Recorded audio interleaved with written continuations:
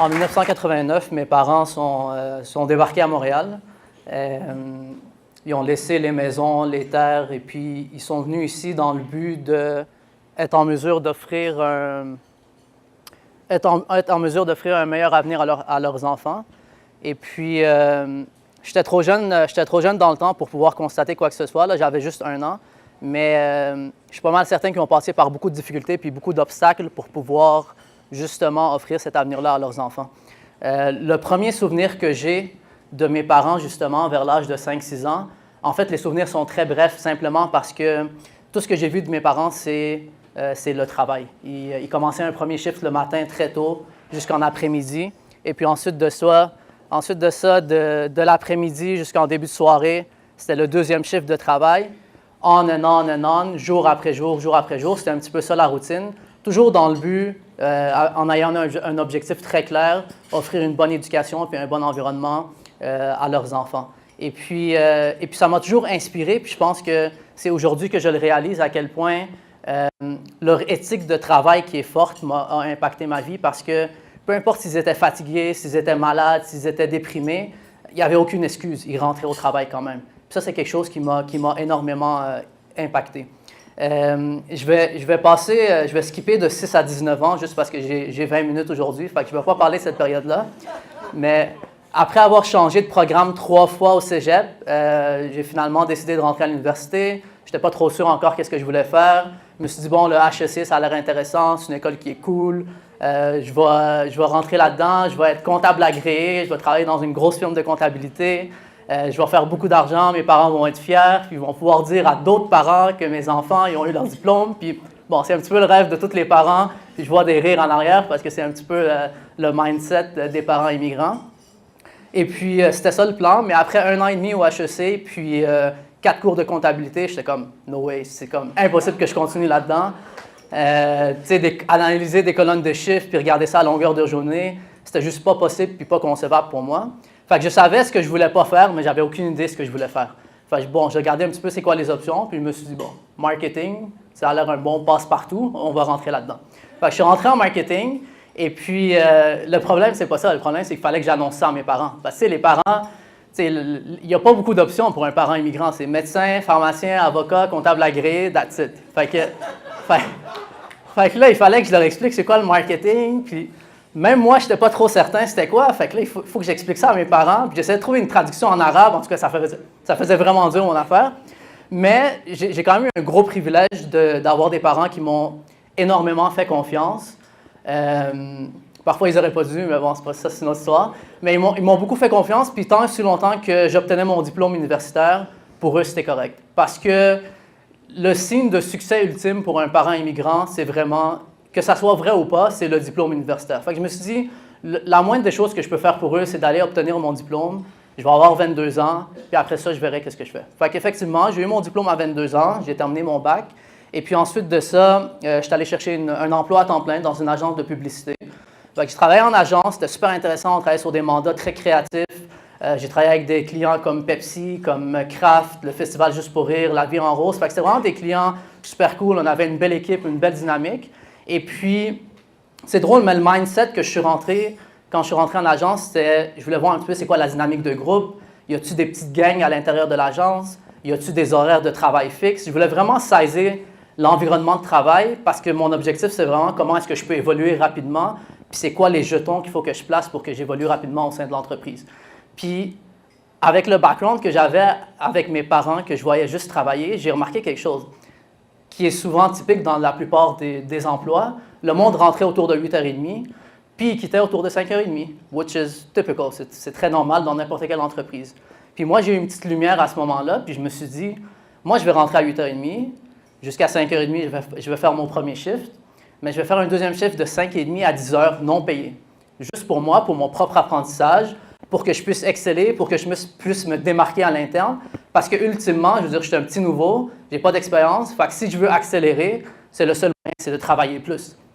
Fait qu'effectivement, c'est ce que j'ai fait, jour après jour. Puis à un moment donné, ils m'ont même donné la clé d'accès au bâtiment, fait que je pouvais rentrer les week-ends. Puis j'accumulais les heures. Puis pour moi, c'était un processus naturel parce que, un, j'aimais ça, puis deux, c'est juste ça que j'ai vu de mes parents quand j'ai grandi.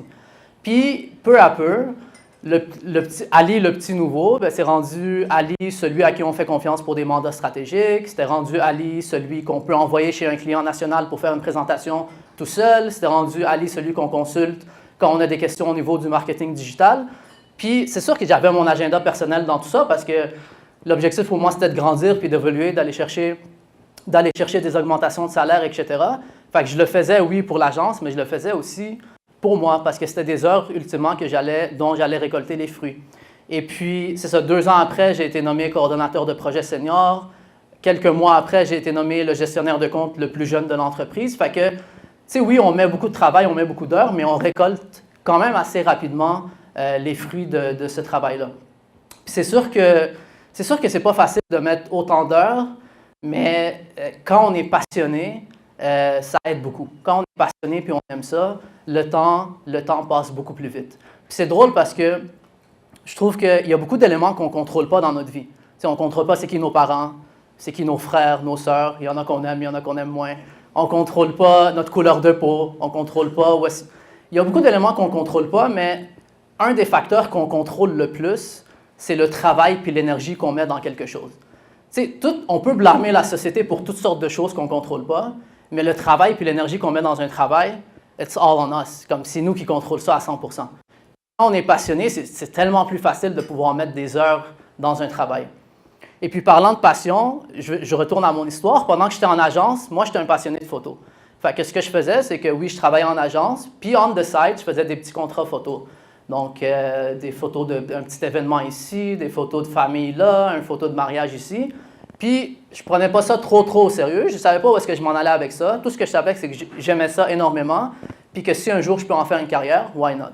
Fait que peu à peu, puis pendant 4 ans, tout ce que je faisais, c'est que je prenais mon salaire que je faisais en agence, puis je le réinjectais directement dans mon entreprise. Parce qu'une entreprise, ça a besoin de beaucoup d'argent au début. Vous le savez, en période de start-up, on a besoin d'énormément d'argent. Fait que pendant 4 ans, j'essayais de baisser mes dépenses personnelles au maximum pour pouvoir être en mesure d'aller acheter une première caméra, une deuxième caméra, quelques lentilles, des flashs, aller faire un site web, designer un logo, refaire mon branding, mettre de la publicité sur Facebook, sur Google. Fait que pendant 4 ans, tout ce que j'ai fait, puis legit, après 4 ans, j'avais aucun sou dans mes poches, tout était injecté dans l'entreprise. Et puis ça a démarré comme ça, puis peu à peu, ça prenait de l'ampleur, puis ça prenait de l'ampleur, puis là, le processus de bouche à oreille s'est activé, et puis j'étais rendu à un stade où je n'étais plus capable de gérer mes 2 emplois. Je n'étais plus capable de gérer mon travail en agence, puis les clients que j'avais en photographie. Puis j'étais sur un shoot, puis là, je pensais à la rencontre avec un client que j'ai le lendemain en agence. J'étais en agence, puis je pensais au shoot que je vais avoir le soir, fait que c'était vraiment plus efficace. Fait qu'arrivé un moment où est-ce que j'ai consulté autour de moi, puis j'ai décidé de faire mes boîtes, puis de ramasser mes trucs, puis de dire, that's it, c'est le moment où est-ce que je me lance à temps plein dans ma propre entreprise. Puis c'est drôle, mais c'est un des plus beaux feelings, c'est un des plus beaux souvenirs que j'ai aussi, mais en même temps, c'est un souvenir très peurant parce que là, il n'y a plus de salaire fixe à tous les 2 semaines, il n'y a plus d'assurance dentaire, il n'y a plus de vacances payées, il n'y a plus de boni en fin d'année. Tout ça, on ne l'a plus, puis ça devient, je suis maître de ma propre destinée à 100%. Là. Mais quand je dis à 100%, c'est comme, tu fais rien rentrer, il n'y a rien qui rentre. Fait que, puis je me souviens, j'ai ramassé mes boîtes, j'étais allé chez nous, puis là, j'étais comme, OK, là, il faut que je fasse rentrer des contrats, là. Je veux dire, je peux pas attendre, j'ai des dépenses. Fait que, puis là, je vais être tactique, là. La première chose que j'ai faite, c'est que j'ai ouvert mon téléphone, j'étais allé voir tous mes contacts, j'ai ouvert mon Facebook puis mon LinkedIn, puis je me suis fait une fiche Excel, le nom, l'entreprise où est-ce que cette personne-là travaille, le numéro de téléphone, le courriel. Puis là, j'ai ramassé le téléphone, j'étais comme « Hey, salut, c'est Ali, ça fait longtemps qu'on ne s'est pas parlé. Maintenant, je fais de la photo à temps plein, je sais que tu as un resto, si tu as besoin de photos pour ton menu, ça va me faire plaisir. » Un autre appel, « Hey, salut, c'est Ali, ça fait longtemps qu'on ne s'est pas parlé. Je sais que tu as une imprimerie, si jamais tu as des clients qui ont besoin de photos pour l'impression de leur brochure, ça va me faire plaisir de les aider. » Et non, puis c'est comme ça que ça a commencé, puis c'est comme ça que ça a évolué.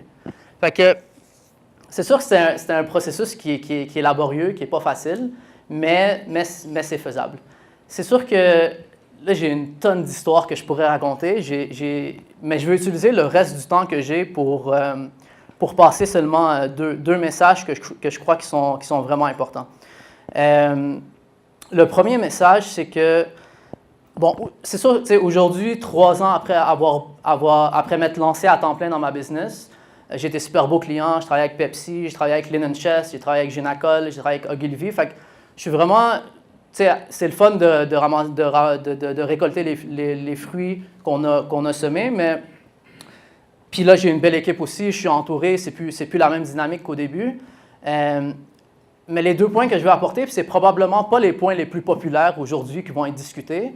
Ceci étant dit, je pense qu'il y a un branding vraiment sexy autour de l'entrepreneuriat en ce moment.